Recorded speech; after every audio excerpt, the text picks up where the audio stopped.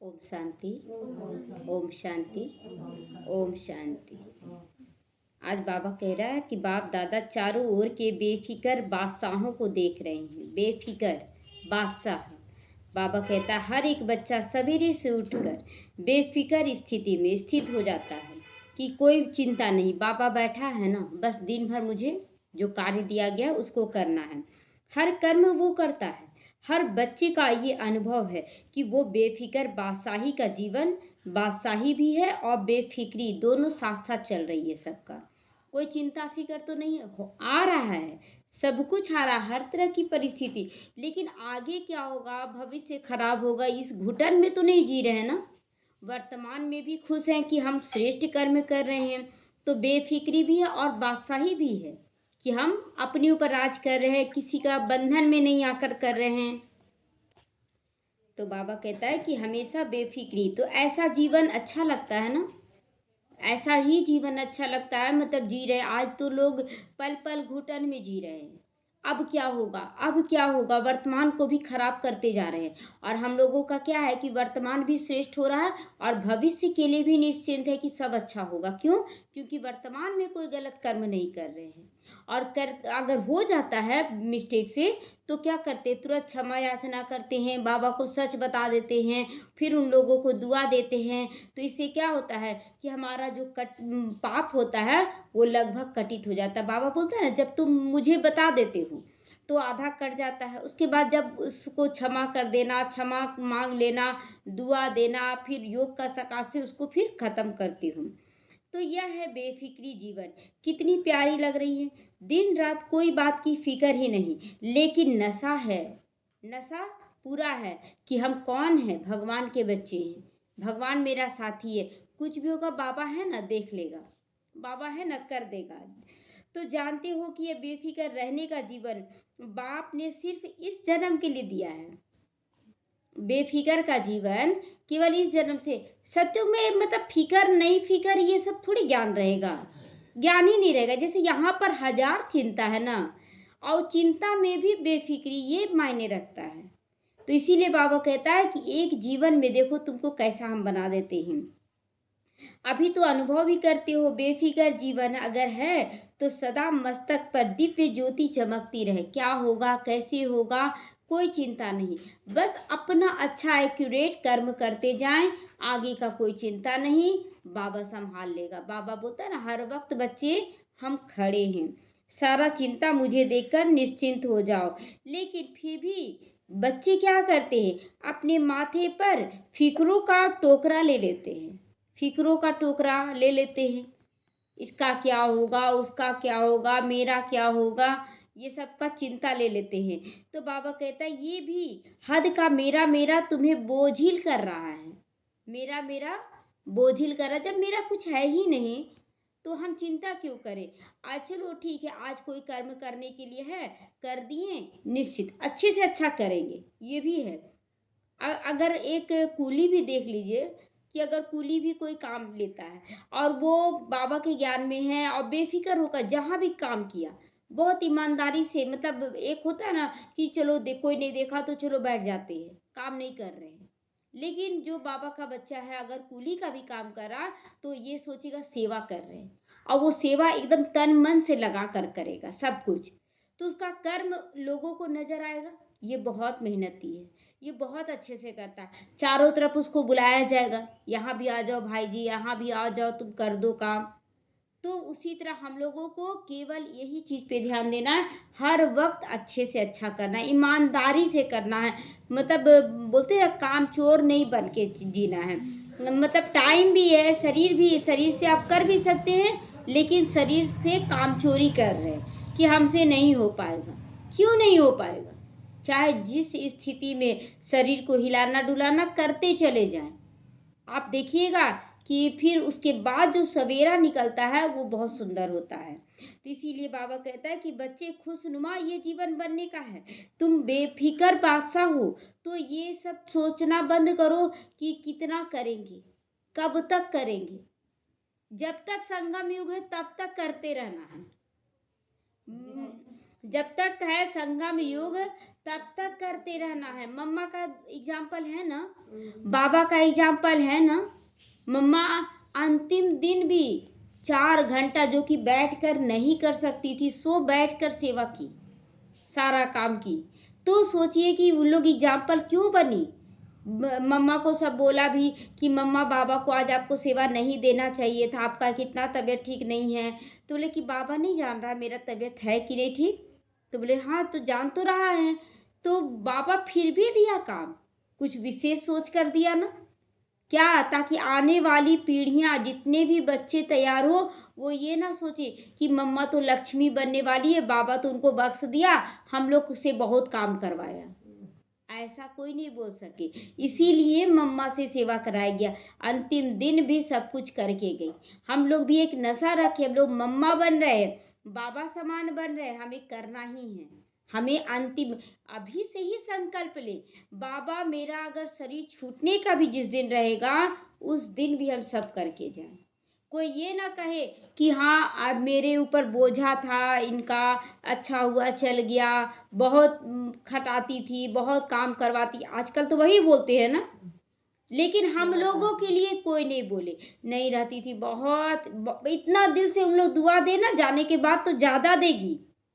अभी है ना जिंदा, अभी नहीं कर रहे हैं, लेकिन जाने के बाद दुआओं का लगेगा जैसे लाइन लग जाएगा। क्यों? क्योंकि उनका दिल गवाही देने लगेगा।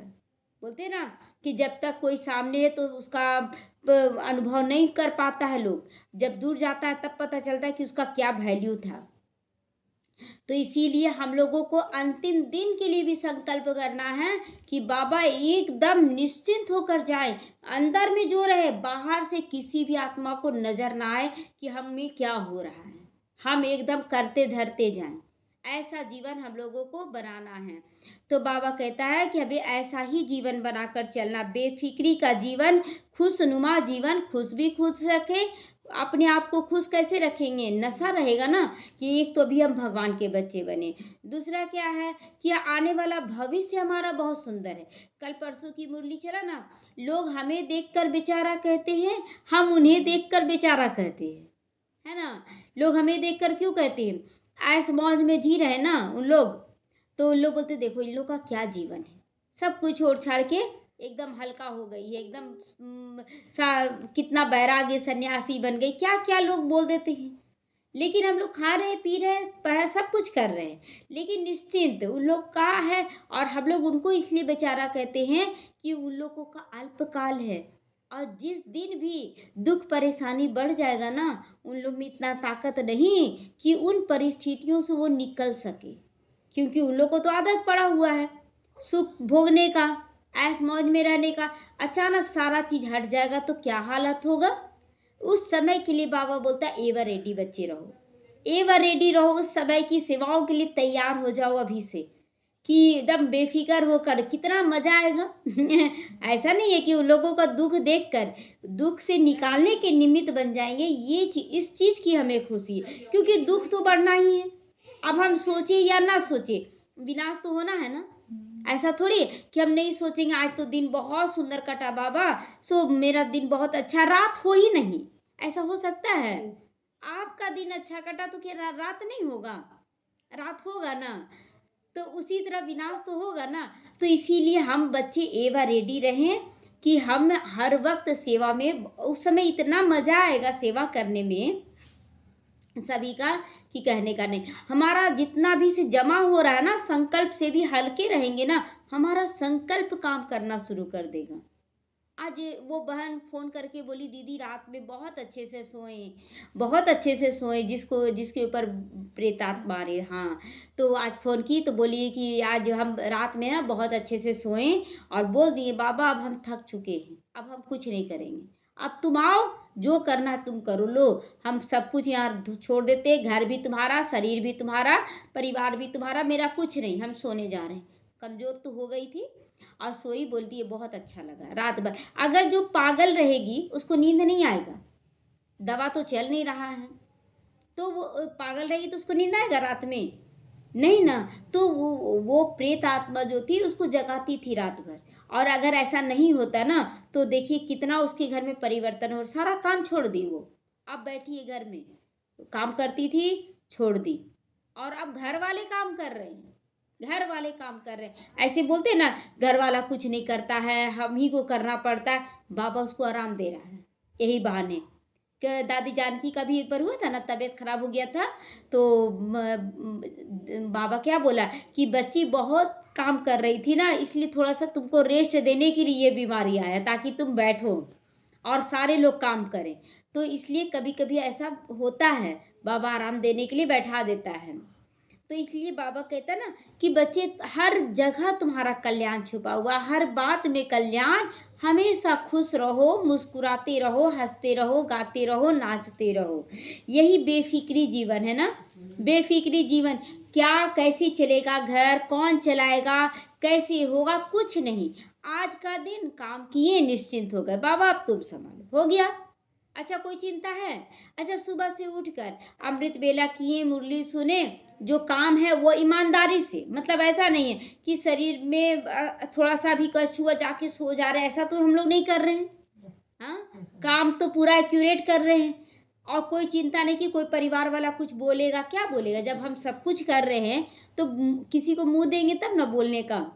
सब कुछ करते जाइए। तो सुबह से शाम तक फिर बाबा से जब रू रिहान करें कि बाबा आज का दिन कैसा रहा, तो बोलने में भी मज़ा आता है कि बाबा हम बहुत ईमानदारी से सब कुछ किए हैं। तो बाबा भी देखा मेरा बच्चा मेरी यादों में रहकर और बहुत बेफिक्री से सब कुछ किया है, तो बाबा फिर प्यार से सुलाता है कि नहीं। रात में जब सोते हैं, अनुभव कर रहे हैं, 10 बजे सोएं, 9 बजे सोएं, 11 बजे सोएं, 2 बजते बजते बाबा उठा देता है, और एकदम निश्चिंत, नींद नहीं है। लेकिन कभी कभी क्या होता है ना, बोलते बाबा 11 साढ़े 11 बजे सोए, थोड़ा सा और लेट जाते, वो अपना आलस्य रहता है। लेकिन बाबा एक्यूरेट 2 बजे उठाता है और एकदम, मतलब ऐसा नहीं कि नींद का वाइब्रेशन रहता, बिल्कुल नहीं, एकदम निश्चिंत लगता है। और लोग बोलते ना इतना कम सोए, नींद भी नहीं पूरा हुआ। हम लोगों को नहीं लगता है वैसा, नींद नहीं पूरा हुआ, नींद ये तो कभी लगता नहीं। क्यों नहीं लगता है? क्योंकि संकल्पों से एकदम खाली होकर सोते हैं, एकदम निश्चिंत होकर। चिंता फिकर कोई भी बात को अंदर रिपीट करते रहेंगे, मन को थकाते रहेंगे, तब लगेगा नींद पूरा नहीं हुआ। एकदम हल्का, कुछ भी नहीं, एकदम खाली। बाबा तुम्हारा दिन बीत गया बाबा, अब रात तुम्हारी गोद में है ना। दिन भी बाबा तुम्हारी गोद में, तो रात भी तुम्हारी गोद में। कितना मजा है ना ये जीवन, बाबा के साथ का जीवन। बाबा तो चाहता है कि बच्चे एकदम बेफिक्र बादशाह बन जाओ। और अब तो ऐसा होता है कि अगर कोई आत्मा गलत भी कर रही है ना, तो उसको देखकर सही में रहम आता। बाबा बोलते हैं ना, हंसी लगता है तुम लोग का खेल देखकर। तो ये बात अब महसूस करते हैं कि उन लोग पर एक तो रहम आता है, दूसरा उन लोगों का खेल कैसा है कि लोग समझ ही नहीं रहा कि इस रास्ते से मतलब जान रहा है कि इस रास्ते में जाने से मेरा कठिनाई होगा, फिर भी उस रास्ते में घुस रहा है। तो बच्चों की नादानी है। छोटे बच्चे क्या करते हैं, दौड़ता है, गिरता है ना, बोलते धीरे दौड़ो बोलते रहते हैं पीछे से। लेकिन बच्चा क्या करता है, और तेज दौड़ने लगता है, और दौड़ते दौड़ते फिर गिर जाता है, और फिर रोते हुए आता है। फिर माँ बाप उसको प्यार से सहलाते हैं, मलहम लगाते हैं, अच्छा कोई बात नहीं। बच्चे यही खेल कर रहे हैं, बच्चे भी। बाबा मना करता, बच्चे मत दौड़ो, मत ऐसे करो। बच्चे बार बार वही काम करते, फिर गिरते हैं, फिर चोट लगता है, फिर दर्द होता है। हम लोगों को बाबा के हर एक श्रीमत पर एकदम एक्यूरेट मनसा वाचा कर्मणा समर्पित होकर चलना है। कोई मन में रखना नहीं है कि ये ऐसा क्यों करा। ऐसा नहीं करेगा तो आपका स्थान ऊपर कैसे होगा? सब एक ही जैसा पुरुषार्थ करेगा क्या? सब एक जैसा करेगा?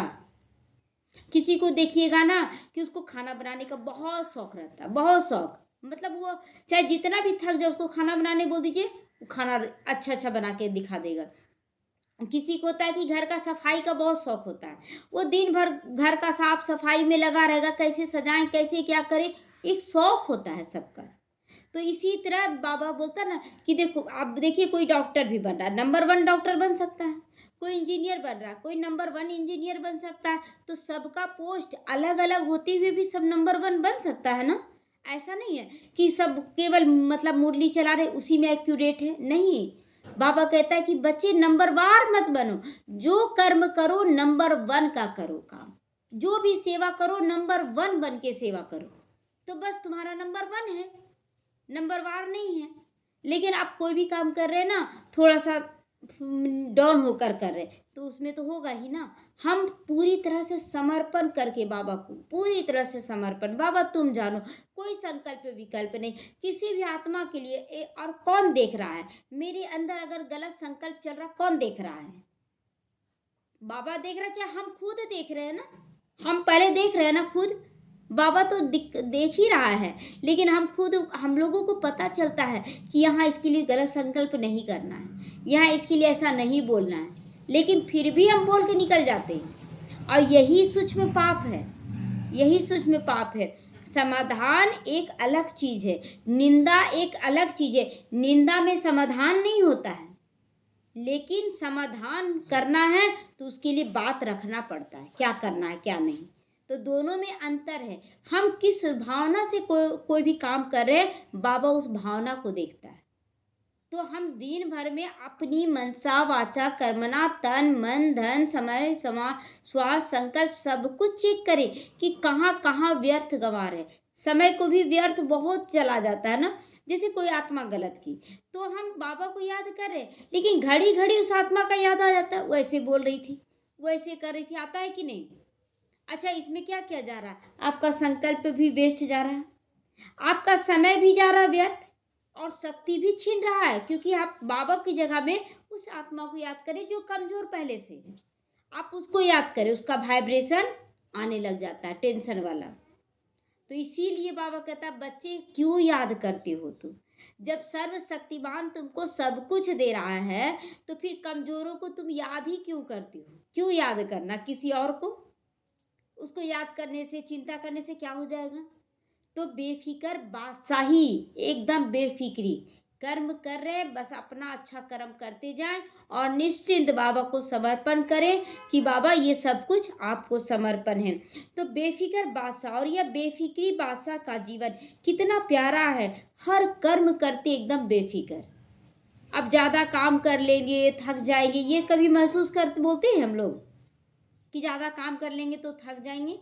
करते जा रहे, शरीर द्वारा करवाते जाए, करवाते जाए। अगर आप बाबा को याद करके कर रहे हैं, आधा घंटा भी अगर आप रेस्ट लेते हैं, तो आपको बाबा पूरा थकावट दूर कर देगा। बाबा को बुला ले, बाबा आ जाओ, माँ बनकर आ जाओ। हम तो बहुत बार बाबा को बुलाते हैं, जब भी थक जाते हैं ना, तो बुलाते हैं, बाबा माँ बन के आओ, और देखो दर्द हो रहा है, बाबा आप मालिश करो। हम तुरंत अनुभव करते हैं, दर्द गायब हो गया, तुरंत अनुभव करते हैं। आधा घंटा लेट गए, दर्द गायब, फिर काम करना स्टार्ट, चलो हो गया, आराम हो गया। और कभी कभी ऐसा होता है, सोने गए, कभी उसका फ़ोन आ गया, तो कभी वो घर में कोई सदस्य आ गया, ये काम कर दो, ये सोने का भी मौका नहीं मिल रहा है। मिलता है, घर में भी काम है, लेकिन फिर भी बाबा अथक बना रहा है। अथक होने का ही संकल्प लेना है। हमारे चेहरे से, चलन से एकदम बेफिक्री झलके, एकदम निश्चिंतता झलके, तब दूसरी आत्माओं को वो टच करेगा कि हाँ, ये आत्मा विशेष आत्मा है जो हर वक्त के केवल सेवाओं में लगी है।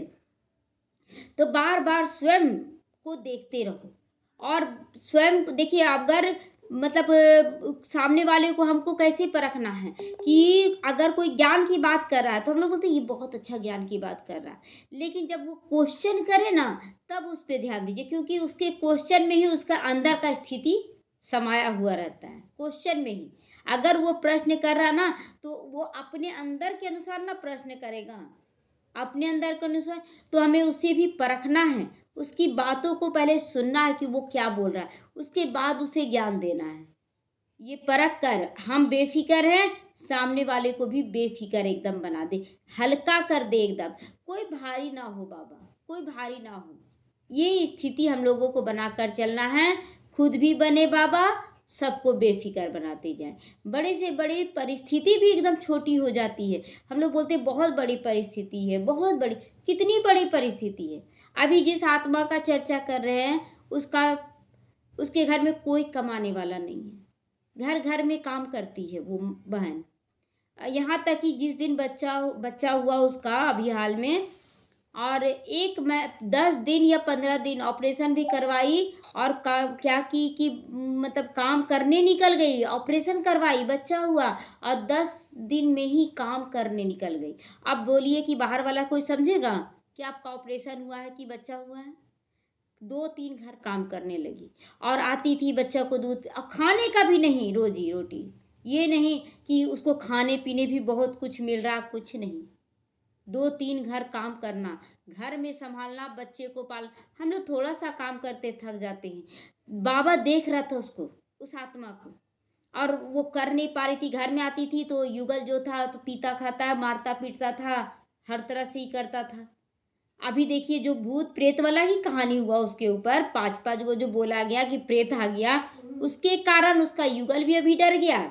मारने लगती है ना तो ताकतवर हो जाती है ना उस समय, तो वो भी डर गया और एकदम दिन भर बोलती है हम सब काम छोड़ देंगे, अब तो कुछ नहीं करेंगे, हमको कोई मोह माया नहीं है। वो बुलवा रहा है उससे और बोलती नहीं दीदी हमको तो बाबा बोल रहा है तुम छोड़ दो, सब मोह माया छोड़ दो, देखो जाओ जैसे खाना खाओ। तो ये भी कल्याणकारी हो रहा उसके लिए, आराम कैसे होगा उसको? अगर अपने होश में रहेगी ना तो वो छोड़ेगी काम, वो तो करती रह जाएगी मोह के वश में होकर। अभी उसका युगल देख रहा है कि हाँ सही में इसका ठीक नहीं है तबीयत, वो खुद कमाने निकल रहा है और ये भी बहुत अच्छे से सो रही है, सब कुछ कर रही। कभी कभी आप खुद नहीं कर पाते ना तो बाबा आपसे करवाएगा, करवाएगा। हम डिटैच हो नहीं पाते हैं, मोह माया में जकड़े हुए हैं। क्या आप मर जाएंगे तो क्या घर नहीं चलेगा? हर चीज का निर्णय ले अपने अंदर, हर चीज का निर्णय ले, कब क्या कैसे करना है और उसके बाद चले तो देखिए बहुत अच्छा जीवन है, बहुत सुंदर जीवन है। इसीलिए बाबा अष्ट शक्तियों में हमें परखने का भी शक्ति दिया है और निर्णय करने का। हम निर्णय ही नहीं कर पाते, मोह माया के वश में होकर निर्णय नहीं कर पाते हैं क्या सही क्या गलत है। और ये शक्ति आ जाए ना आप बेफिक्र बादशाह हो जाएंगे, किसी का कोई चिंता फिक्र नहीं, निश्चिंत कब क्या करना है। तो अगर नहीं भी है तो बाबा को आह्वान करें, अब बाबा आ जाओ और इस शक्ति को से हमें भरपूर कर दो। इस शक्ति हमें चाहिए ताकि हम समय पर डिसीजन ले सके। हम घुट रहे हैं बाबा इस शक्ति की कमी के कारण, तो ये शक्ति मेरे अंदर चाहिए। आपकी आ रही है शक्ति, आप सर्वशक्तिमान हो, आपके रहते मेरे अंदर शक्ति ना रहे ये कैसे हो सकता है? ऐसे ऐसे रू रिहान करें बाबा से और आप महसूस करेंगे आपकी निर्णय शक्ति नहीं रहेगी, बाबा की निर्णय शक्ति आ जाएगी। ओम शांति।